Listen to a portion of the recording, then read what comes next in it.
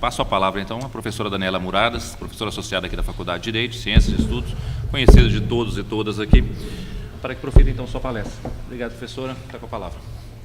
20 minutos.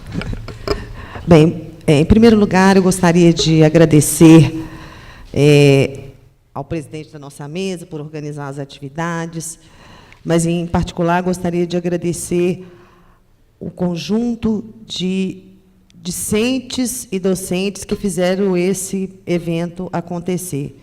E, em particular, eu gostaria de externar um agradecimento especial à Bárbara e também à Sabrina, que foram fundamentais para, enfim, a existência desse evento. Bem, além disso, também eu gostaria de agradecer o trabalho diuturno do Eugênio Coraça, que é aluno de graduação, autor de livros sobre Uber, cerimonialista, garçom, enfim, é o polivalente da educação toyotista, né? Enfim, ele está aqui atrás de nós, aqui também é segurança, enfim, queria pedir e saudar todos os estudantes que apresentaram trabalhos. Esse é um seminário interinstitucional com apoio da Unicamp, USP, UFPR, mas, para além disso, nós temos, na verdade, uma rede de estudantes da Universidade Federal de Lavras, enfim, e de tantas instituições que estão aqui. Então, eu gostaria de agradecer, e agradecer, em particular, ao programa de pós-graduação e aos estudantes do nosso programa que aderiram a um momento, né, para a inflexão dessa grave crise que, na verdade, é uma contra-reforma, é um golpe da classe, do capital, e, portanto, é um momento em que nós que trilhamos por eixos críticos, estudamos, né, paralelamente, USP, UFMG, Teoria do Valor, em comemoração aos 150 anos da primeira publicação do livro 1 de Marx, e, portanto, nós estamos fazendo os estudos paralelos e agradecemos esses alunos que, de fato, toparam fazer seminários avançados, estudar temas de avanço com base na teoria do valor. Então, muito obrigada aos alunos de pós-graduação. Enfim, eu não vou nem nominar, porque são todos aqueles que estão participando, e os professores do programa, do nosso grupo de trabalho e resistência, que sempre, enfim, professor Pedro Nicole, enfim, eu agradeço também, porque sem ele esse evento também não poderia acontecer. Então, muito obrigada. E queria também falar um minuto. Alunos, né, do mestrado, do doutorado. E da graduação. Do doutorado também, né? Do pós-doutorado, que tem a Adriana, enfim. Vai da graduação à pós-graduação, aos estudos pós-doutorais, todos participando, e isso me deixa muito feliz. Bem, além disso, eu gostaria também de aproveitar, porque esse momento é importante a gente fazer justiça àqueles que semearam ideias, e eu gostaria aqui de também expressar a minha saudade com relação ao Felipe Raslan, e especialmente no momento, nessa quadra histórica que nos desafia a atos de resistência não só fundamentados, claros, expressivos, e que precisam, que dependam da força, né, e da própria existência. Então, nos faz muita falta a presença, né, do Felipe Raslan, né, do Felipe neste momento. E queria, portanto, aproveitar esse momento para dizer que a ideia, né, por mais que sejamos materialistas, que as ideias se semeiam e elas também podem se transformar em realidade. Então, que os estudos críticos que ele, enfim, iniciou aqui na nossa faculdade, ou ajudou a iniciar na nossa faculdade, que eles venham semear e frutificar muito, né? Que seja ainda incipiente, que ainda tenhamos que isolar as laterais do nosso auditório, mas que essas ideias, enfim, tomem o mundo e, quem sabe, um dia consolidamos, vamos dizer, um grupo de pessoas, talvez, que queiram preencher esses espaços. Então, que isso seja o início. Ainda incipiente, uma faculdade de Direito tão tradicional, mas que tenha coragem de desnudar a que veio direito, a serviço da dominação de uma classe por outra, especialmente, né, no que trata a relação da proteção do trabalho, né, e da proteção social em situações de desemprego, invalidez, idade, né, e outras tantas questões especiais de gênero. Em particular, eu me propus a falar um pouquinho, dentro do eixo que eu já vinha trabalhando nos estudos críticos no programa de pós-graduação, 2 eixos da filosofia marxista que claramente são apropriados e manipulados pela proposta enfim, a contra-reforma, né, e o golpe do capital sobre o trabalho, e, em particular, no que diz respeito ao tempo, né, a temporalidade do trabalho e a captura, vamos dizer, manipulatória do tempo do trabalho por parte desta reforma, tanto trabalhista quanto da Previdência Social. Bom, muito claro, né, e Marx deixa isso muito claro, no próprio capítulo 1, de que, à medida em que a classe trabalhadora consegue, através de sua luta, a fixação da jornada de trabalho de 8 horas, que começa ali uma luta incessante do capital na lógica de expurgar as porosidades do trabalho. Ou seja, a lógica é, na verdade, a construção da valorização do capital através da alocação ou da construção de uma mercadoria, ou não, porque no setor de serviço você não tem mercadoria, né? Então, por isso, a lógica é tornar mais pujante o sistema de crescimento e de valorização do capital, e, dentro dessa perspectiva, um parâmetro muito claramente percebido há 150 anos por Marx, e que cada vez se vem aprofundando, é o regime de manipulação do tempo e esta eliminação do que ele chama porosidade da jornada de trabalho. Por essa razão, muito claramente, né, o Estado, como persona do capital, e o direito, como parte da institucionalidade no sistema de acumulação, vamos dizer, né, e ampliação do capital e da sua autovalorização, vem estabelecendo, ou propõe-se agora, a estabelecer fórmulas de jornada de trabalho flexíveis, bem como contratos também flexíveis, estabelecendo em contrapartida, né, a flexibilidade da jornada e a flexibilidade contratual, com temporalidades contratuais menores, a inflexibilidade temporal no campo da previdência social. Então, portanto, é muito claro, né, se, por um lado, se quer expurgar e, portanto, mais lucrar com a eliminação da porosidade dos trabalhos, e, por outro lado, também permitir um processo de postergação infinita, né, dentro de algo que se anuncia como um mercado tão flexível que não caberia, inclusive, mais pensar em um direito previdenciário.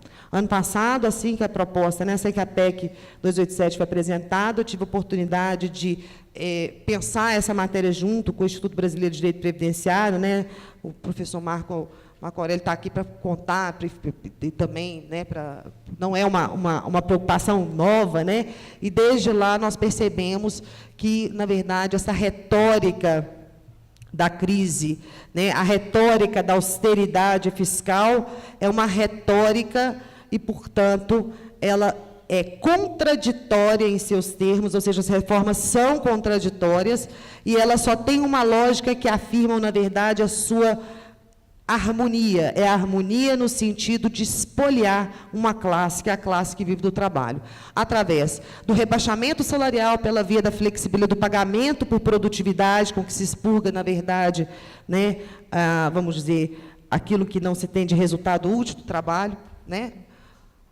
Por exemplo, os livros que você lê, né, com os estudantes, o livro que você lê que não serve para a sua pesquisa, você teve que ler.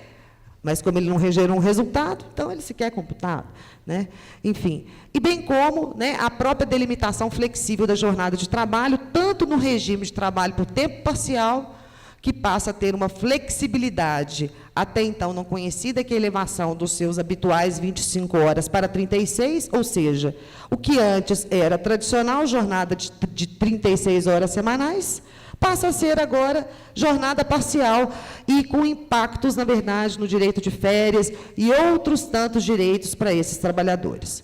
Além disso, na pretensão da regulamentação do regime de trabalho intermitente, que é nada mais, nada menos do que o pagamento da efetiva atividade executada e a via oblíqua, né, ou seja, o instrumento pelo qual se expurgam dos tempos de trabalho, das jornadas de trabalho, os períodos em que não há efetiva prestação de serviço. Ou seja, o período à disposição é, com isso, magicamente eliminado. Além disso, é claro, tem aqueles tempos também que, abertamente, né, o projeto de lei busca também eliminar, como, por exemplo, o tempo em que o trabalhador está dentro do espaço de trabalho, mas está buscando abrigo de intempéries ou a causa, coisas dessa natureza, ou o período em que ele está se dedicando a atividades religiosas, ou a troca de uniformes, né? Enfim, eu até tive fiz uma brincadeira, parece que não, mas isso está no cotidiano da gente. A gente fala dessas questões como se isso, né, não fosse repercutir. Eu tenho uma preocupação muito grande de me perceber dentro dessas situações. Exatamente nessa semana, eu e a professora Aldaci Coutinho tivemos uma atividade em Salvador, na Escola Judicial TRT da Bahia. No meu caso, eu fui falar de toyotismo judicial e o juiz estranhado. E ela foi falar de análise econômica do direito. E depois fizemos, no mesmo esquema, fomos dar uma aula na UFBA, porque, né, quem é de universidade pública sabe disso. A gente vai lá para fazer uma coisa, aproveita, né, tem a solidariedade, a gente vai fazer umas 10 palestras para nós 20 bancos, porque não tem dinheiro para isso na universidade. Bom, ao fim de nossa jornada, nós tínhamos trabalhado mais de 12 horas, com uma jornada itinerante que alcançava, na verdade, transporte aéreo em ambiente pressurizado, com escalas. Tivemos um intervalo para sono muito inferior a 6 horas. Na verdade, nós tivemos um tempo total entre jornadas de 6 horas. Nós tivemos uma certa dificuldade para comer, jantar, não sei o quê, deve ter dormido umas 3, 4 horas.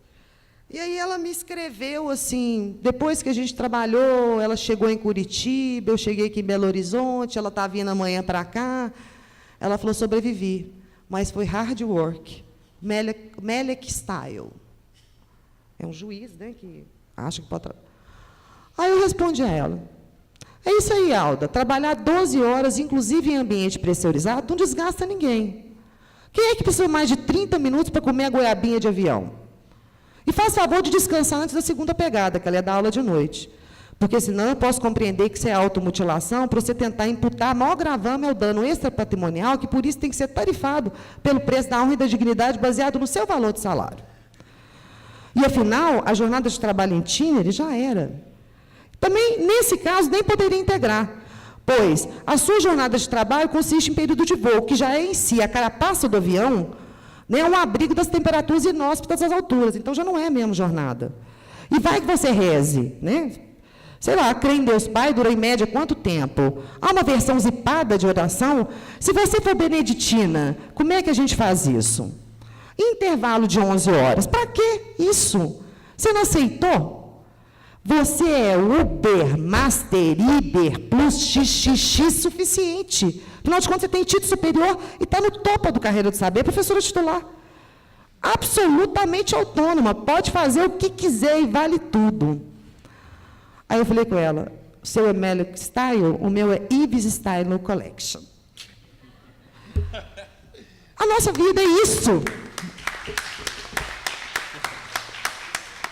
Trabalhamos 12 horas, não comemos, entendeu? Não dormimos, vivemos a vida que pretendem estabelecer para a classe trabalhadora. E não dá para falar que dá para revogar por decreto ou por lei, que a jornada de trabalho não tem natureza na saúde e na segurança. Eu estou podre, ela também. A gente está para falar na carne que não tem jeito. O legislador não pode ser Deus, né? Então, portanto, ele não pode mudar a natureza das coisas. Então, por mais que me falem aqui a proposta de lei que isso não afetou a minha saúde e minha segurança no trabalho, eu tenho absoluta certeza que essa lente do direito, que essa abstração tão ridícula que passa a ser o direito, né, nesse quadro, nessa quadra, porque beira ser ridículo, beira ser o ridículo. Tratou-se de uma brincadeira, mas isso vai ser a realidade brasileira, né? E esse é uma forma, na verdade, de quê? De permitir, na verdade, um processo de acumulação mais aprofundado de mais-valia sobre o trabalho humano e permitir, por uma dupla via, que não é só pela via da exploração do trabalho humano, não é só pela via da extração do mais-valor, mas também pela via da imposição que esse trabalhador venha participar de um sistema de não sei nem falar, financiarização do seu futuro. Ou seja, não basta eu te espoliar tirando os seus tempos de trabalho, eu tenho que te espoliar também te exigindo quase que uma poupança compulsória de aplicação muito particular e muito reservada para fins de, enfim, para o regozijo, vamos dizer, do setor financeiro. E tudo isso vem colaborando para o quê? Para a expansão da pobreza. E aí eu vou trazer como minha contribuição efetiva, né, para esse debate, alguns dados que levantei a respeito de uma preocupação que hoje é uma preocupação dos órgãos de monitoramento em direitos humanos, que é o direito à limitação de uma jornada de trabalho. E mais do que direito a uma limitação de uma jornada de trabalho, o direito a executar uma jornada de trabalho com padrões salariais justos que não venham a institucionalizar a pobreza pela via de um direito formal e nominalista.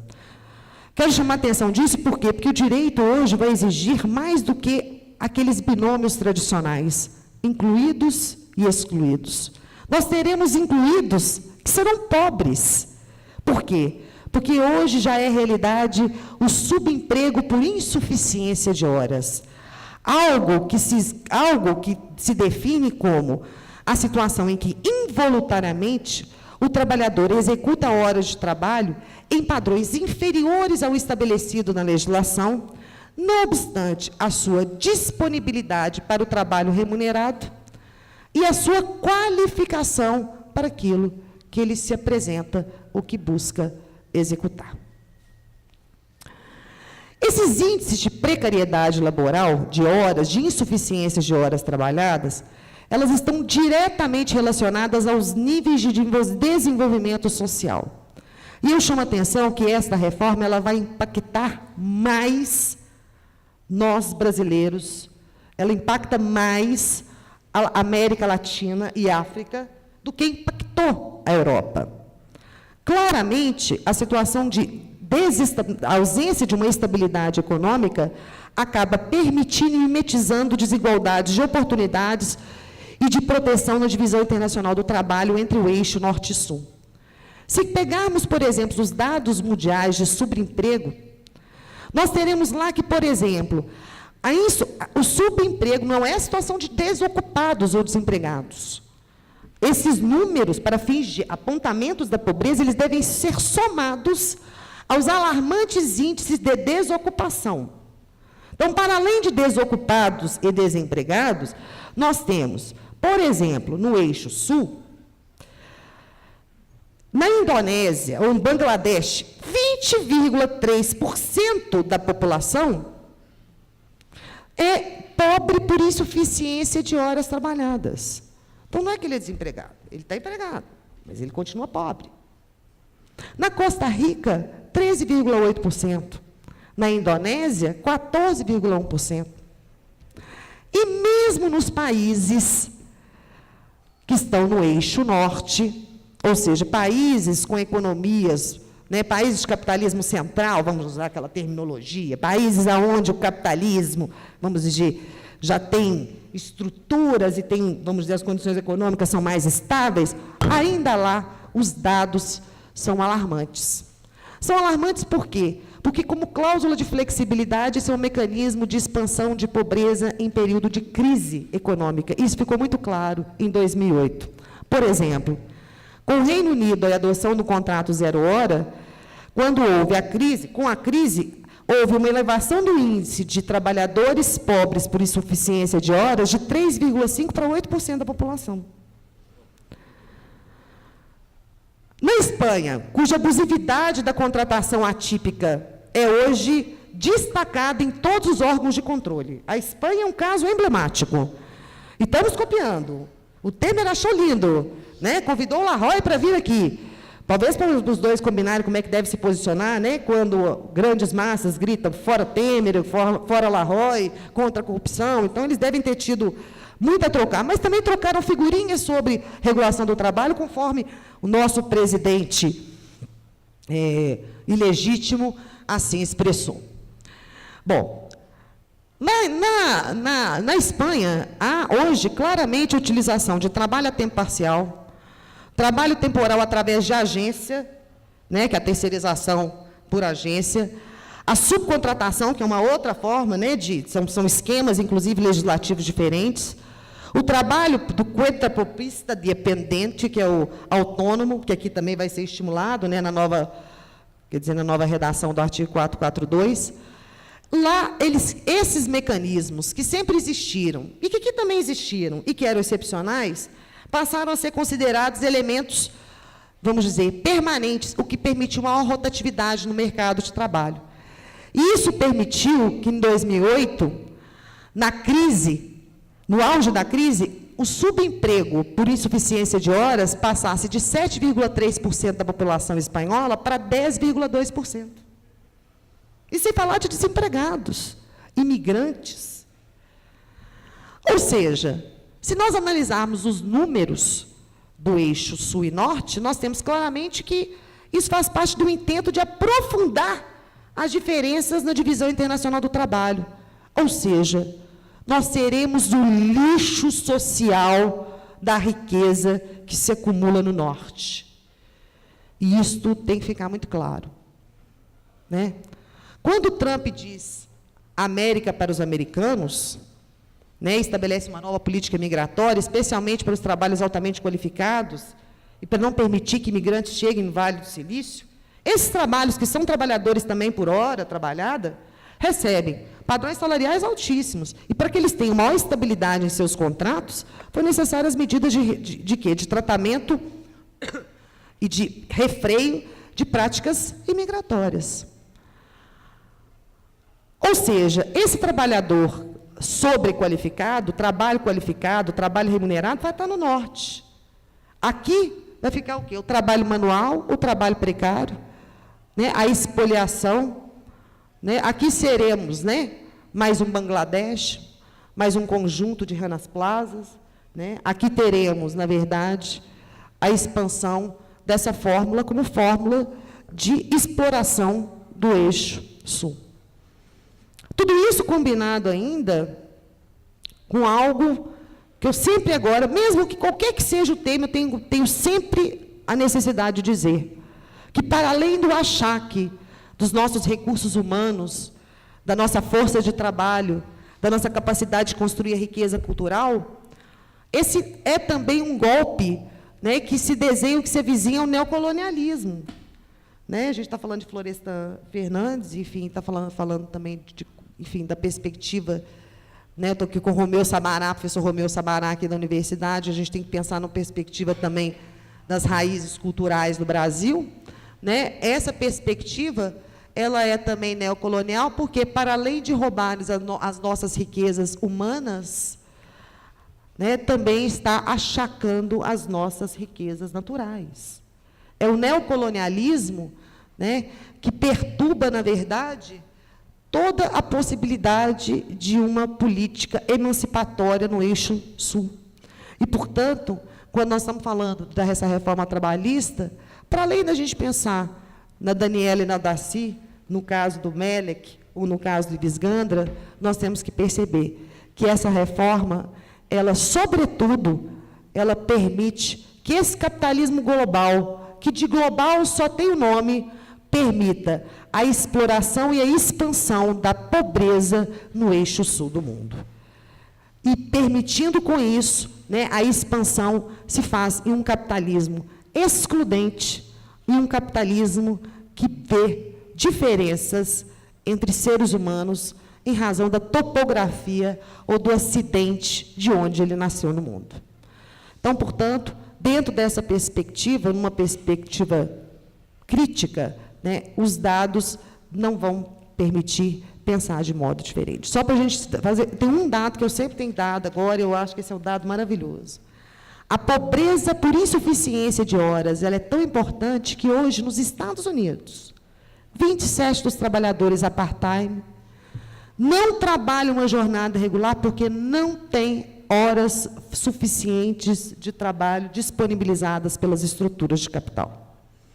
Então, portanto, a expansão da pobreza, a manipulação dos tempos de trabalho, os expurgos das porosidades do trabalho, através tanto de vínculos precários, desde as modulações temporais menores, como a jornada de trabalho, como a expansão ou expurgos das temporalidades, na exploração dos trabalhadores, na reforma previdenciária, que é uma exploração alargada, é uma projeção temporal da exploração humana, em todas elas, a lógica é expoliação, mas é uma expoliação mais aguçada e que vai nos distar ainda mais, né, homens latinos, homens e mulheres da América Latina, falei das mulheres, as mulheres são drasticamente atingidas pela pobreza por insuficiência de horas.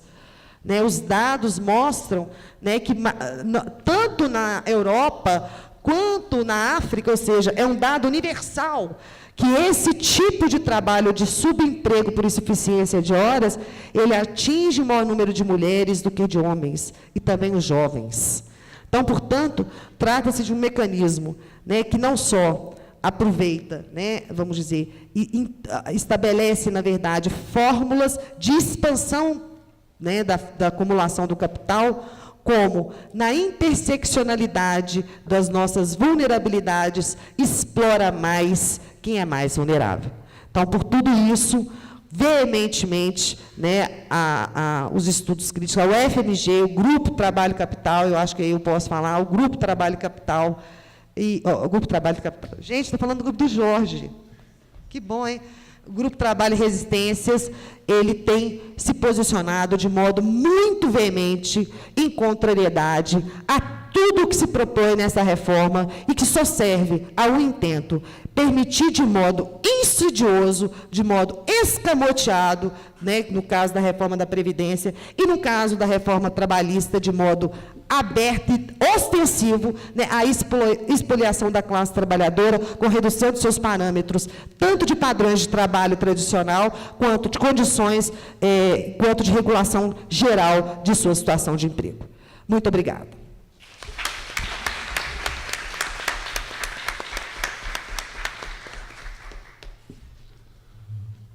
Bom, Eugênio, sua vez agora de fazer o encerramento aqui também, você é mestre de cerimônia também, mas eu quero agradecer a todos os integrantes da mesa, a disponibilidade de cada um dos participantes da mesa, as presenças de alto nível técnico aqui proferidas, professor Ricardo, professor Marco, Gustavo, professora Daniela, e é importante também salientar aqui a presença de uma pessoa que escreveu um livro muito importante na minha formação também, que é o professor Grijaldo, que ele trabalhou na questão da terceirização no setor bancário, e esse tema demonstra bem como dá essa precarização em vários setores da sociedade. No setor bancário, nós tínhamos 930 mil bancários nos idos dos anos 90, e hoje, se nós tivermos aí 400 mil, nós não temos mais 400 mil, já são 360, segundo o último levantamento da Confederação Nacional dos Bancários.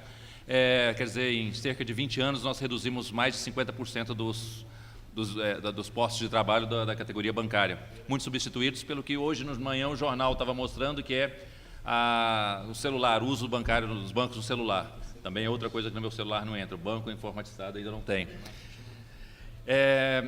E é muito importante. Então, nessas formas de precarização do trabalho, declaro encerrado esse primeiro momento.